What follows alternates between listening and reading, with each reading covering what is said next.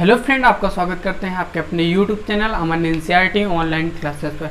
दोस्तों, आज हम बात करने वाले हैं कक्षा 9 की गणित चैप्टर 1 जिसका नाम है नंबर सिस्टम। आज हम इसी बात पर चर्चा करेंगे, नंबर पर बात करेंगे और इस चैप्टर में जितने भी आगे आने वाली समस्याएं हैं फिर आने वाली जो भी बातें हैं वो मैं यहाँ पर क्लियर करने वाला हूँ। तो लास्ट तक की ये वीडियो देखिए और बने रहिए हमारे।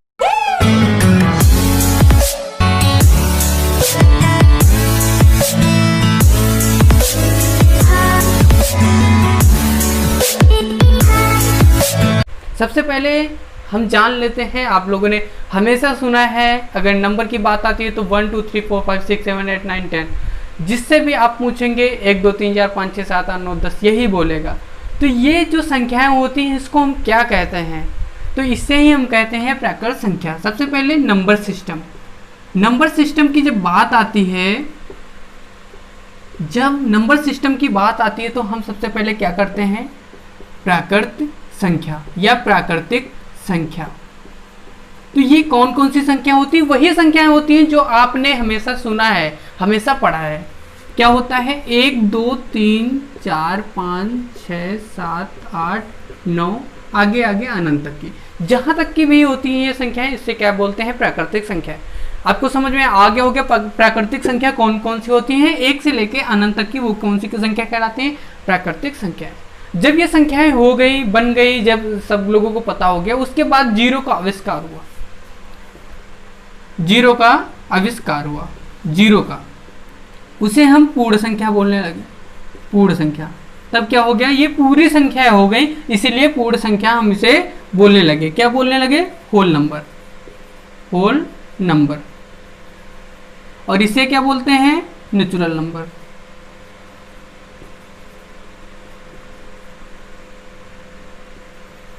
इसे क्या बोलते हैं? Natural number. इसे होल नंबर। जब ये पूर्ण संख्या जीरो का आविष्कार हो गया तब ये पूर्ण संख्या क्या होगी?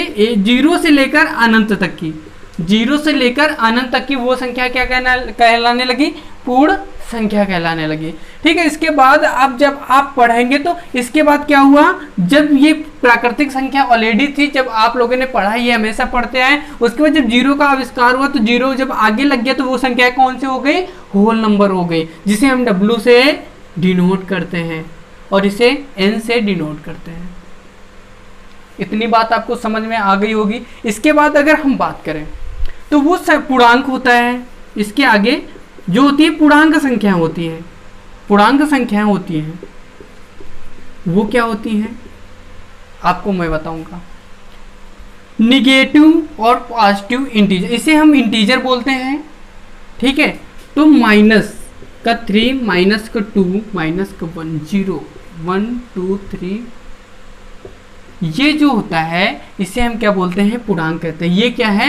आपके पूर्णांक हैं। पूर्णांक दो टाइप के होते हैं, एक तो होता है पॉजिटिव इंटीजर और दूसरा निगेटिव इंटीजर। इतना आपको समझ में आ गया होगा और इतना आपको पता होगा। तो क्या होता है? धनात्मक, धनात्मक पूर्णांक होता है और क्या होता है? नंबर 2 ऋणात्मक पूर्णांक। तो अगर हम इसमें पूर्णांक संख्या ये होती है, इसमें अगर हम बात करें तो धनात्मक कौन सी है? 1 2 3, 1 2 3। इसको हम इस प्रकार लिखते हैं, तो प्लस लिखा नहीं जाता, इस वजह से लिखते नहीं है। और अगर ऋणात्मक पूर्णांक बोले, अगर निगेटिव इंटीजर बोले तो क्या हो जाएगा? -3, -2, माइनस का 1। अब आप सोच रहे होंगे कि जीरो क्या होता है? आपके मन में आ रहा होगा कि ये जीरो क्या होता है? जीरो को कोई नहीं बताता। जीरो क्या है? ना ही पॉजिटिव है इंटीजर, ना ही निगेटिव इंटीजर है। ये कोई भी इंटीजर नहीं है, ये एक संख्या है। जो जीरो के दाएं साइड होती है प्लस वाली होती है उसे हम धनात्मक इंटीजर बोलते हैं। जो बाएं साइड में, लेफ्ट साइड में होती है, जो माइनस में होती है, उसे निगेटिव इंटीजर बोलते हैं। इतना आपको समझ में आ गया होगा। चलिए आगे देखते हैं।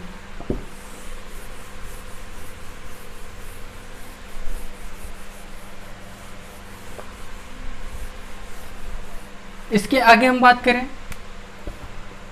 हम नंबर ही पढ़ेंगे आगे। भाज्य संख्या,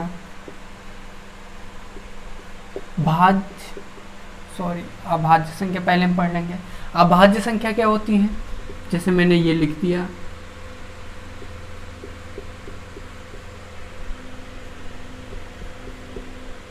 ये मैंने लिख दिया। आप ये पूछ रहे होंगे ये अपने मन से क्या लिख दिया सर ने, मैंने क्या लिख दिया, मैंने 2 3 5 7 11 13 लिख दिया। आप सोच रहे होंगे सर इसके बीच वाला कहाँ चला गया, तो मैं इसका नियम आप लोगों ने पढ़ा होगा पिछली क्लासों में।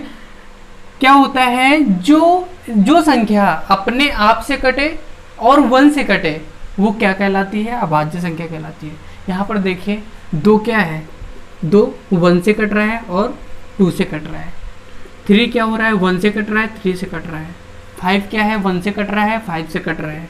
और 7 क्या है, 1 से 7 से कट रहा है। 11 1 से 11 से। 13 है 1 से 13 से। ये जो 2 फैक्टर होते हैं, जिसके 2 फैक्टर होते हैं, 2 के गुणज में होता है, 2 के गुणनखंड होते हैं, वही क्या होता है, अभाज्य संख्या कहलाता है। यहाँ पे देखिए कोई भी संख्या ले लीजिए, 17 ले लीजिए, तो ये भी क्या है, अभाज्य संख्या है, क्योंकि इसका कोई भी मतलब किसी के पहाड़े में नहीं आता, ये 1 से कटेगा या फिर 17 से ही कटेगा। आपको इतना समझ में आ रहा होगा। यदि हम आगे बात करें, ये हो गया आपको भाज्य संख्या, ये आपकी अभाज्य संख्या हो गई। अब भाज्य संख्या, भाज्य संख्या आप सोच रहे होंगे कि भाज्य संख्या कौन सी होंगी, मैं आपको बताऊंगा, सिर्फ आप देखते रहिए।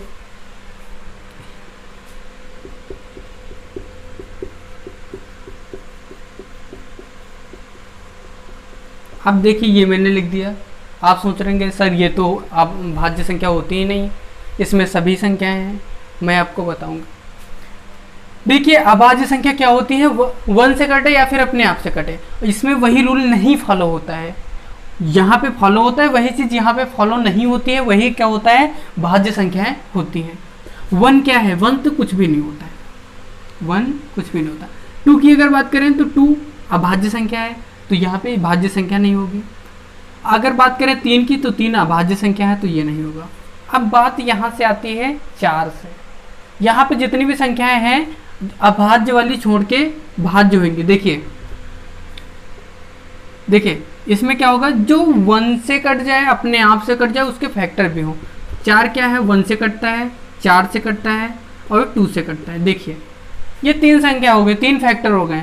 अगर 5 की बात करें, 5 ऑलरेडी ये है, तो ये नहीं होगा। यहाँ पे देखिए 1 से कट जाता है, 2 से कट जाता है, 3 से कट जाता है, 6 से, ये 4 फैक्टर हो गए। तो इसी तरह की जो संख्या होती है वो क्या होता है, भाज्य संख्याएं हम कहते हैं। इन संख्याओं को क्या कहते हैं, भाज्य संख्याएं कहते हैं।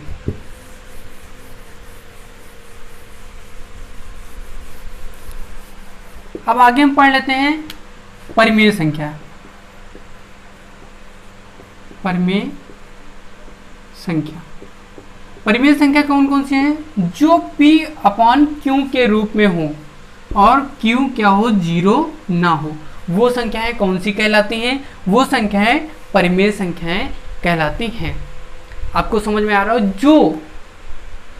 जो संख्याएं P/Q बटे के रूप में हो, जैसे 1/2, 3/2, 4/5, 6/8, 7, कुछ भी हो सकता है, इस तरह की जो भी होती है। लेकिन क्यों क्या है, आपका नीचे वाला है, तो वो नीचे वाला हर जो है वो क्या होना चाहिए, वो 0 नहीं होना चाहिए। आपको समझ में आ गया होगा। अब अपरिमेय संख्या की बात कर लेते हैं। अपरिमेय संख्या, अपरिमेय संख्या कौन कौन सी होती हैं, जो इस फॉर्म में ना हो, जो इस फॉर्म में P/Q के फॉर्म में ना हो, वो क्या होती हैं, अपरिमेय संख्या। जैसे इस तरह की संख्याएं क्या होती हैं, अपरिमेय संख्या कहलाती हैं।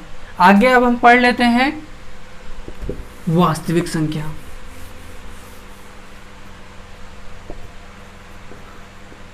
वास्तविक संख्या, जितना भी आपने पढ़ लिया पिछले नंबरों को, बस वही क्या है, अगर उनको सबको मिला दे तो क्या हो जाता है, वास्तविक संख्या। क्या हो जाता है, वास्तविक संख्या। अगर इसकी हम परिभाषा बताएं तो आपकी क्या होगा,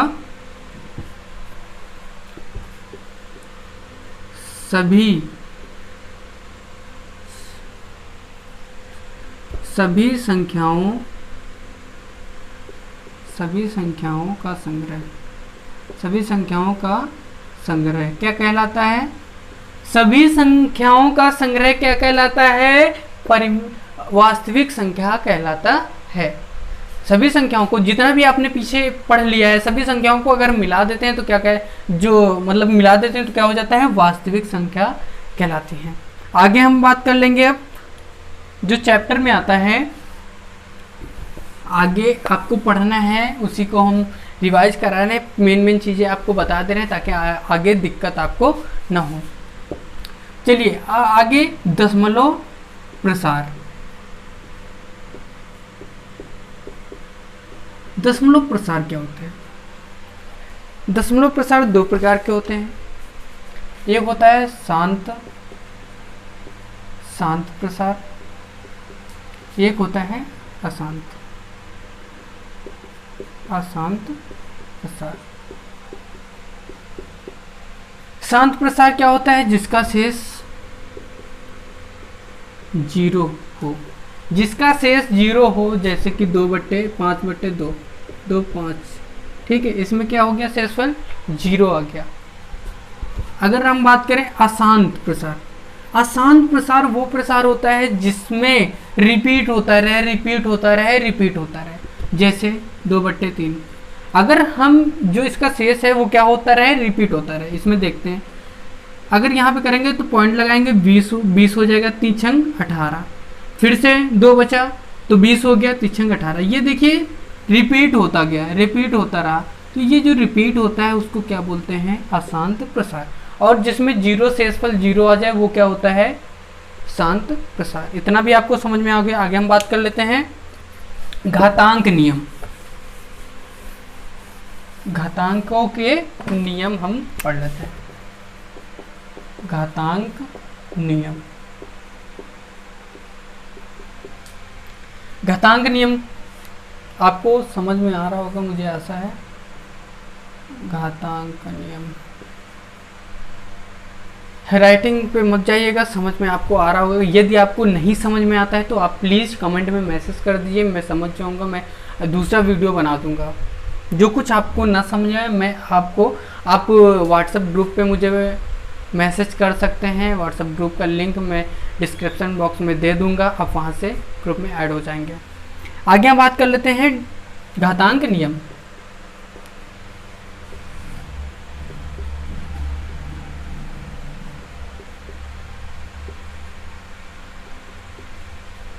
मैं ये फार्मूले लिख रहा हूँ, ये आपको ध्यान देना है।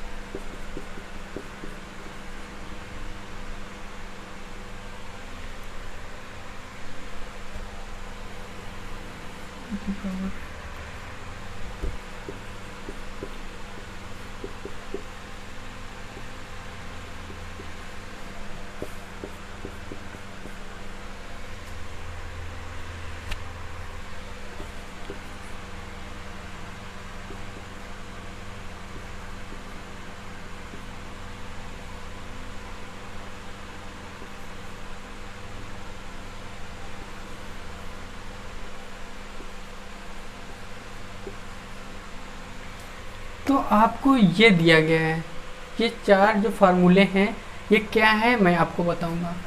ए कोई बेस है, ए कोई संख्या है, ए आधार होता है और इसे हम घात ऊपर वाले को बोलते हैं। ठीक है, ये फार्मूले हैं। ये फार्मूला का मतलब कि फार्मूला जो निकाला जाता है इससे ये आपका आंसर हो जाएगा। यहाँ पे अगर 2 है, एम आपका 2 है इंटू आधार ए अगर बराबर है यहाँ पे 3 है, तो ये क्या हो जाएगा? ए की जगह क्या लिखा है आपने? 2, m प्लस n, घातें क्या हो जाती हैं? जुड़ जाती हैं, 3 2 5। तो ये क्या हो जाएगा? 2 गुणे, जब इसको हम 5 बार लिख लेंगे जो आंसर आ जाएगा 2 दूना 4 दूना 8 दूना 16 दूना 32, ये हो गया है, ये आंसर हो गया। इस प्रकार के आपके क्वेश्चन आएंगे, उसमें आप कर लेंगे। उसके बाद इसमें देखिए वही करेंगे।